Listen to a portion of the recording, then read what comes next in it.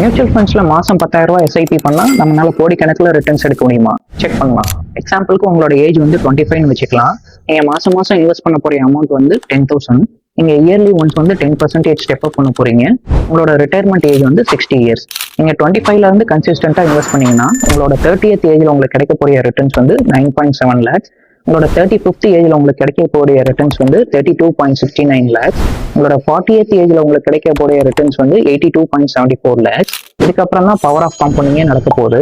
உங்களோட 45th ஏஜ்ல உங்களுக்கு கிடைக்கக்கூடிய ரிட்டர்ன்ஸ் வந்து 1.86 crores. உங்களோட 50th ஏஜ்ல உங்களுக்கு கிடைக்கக்கூடிய ரிட்டர்ன்ஸ் வந்து 3.94 crores. உங்களோட 55th ஏஜ்ல உங்களுக்கு கிடைக்கக்கூடிய ரிட்டர்ன்ஸ் வந்து 7.99 crores. உங்களோட 60th ஏஜ்ல உங்களுக்கு கிடைக்கக்கூடிய ரிட்டர்ன்ஸ் வந்து 15.76 crores. இதுல நம்ம எக்ஸ்பெக்டட் ரிட்டர்ன்ஸ் வந்து 12% ஃபிக்ஸ் பண்ணியிருக்கோம். ஷேர் மார்க்கெட்ல ஃபிக்ஸட் ரிட்டர்ன்ஸ் கிடையாது.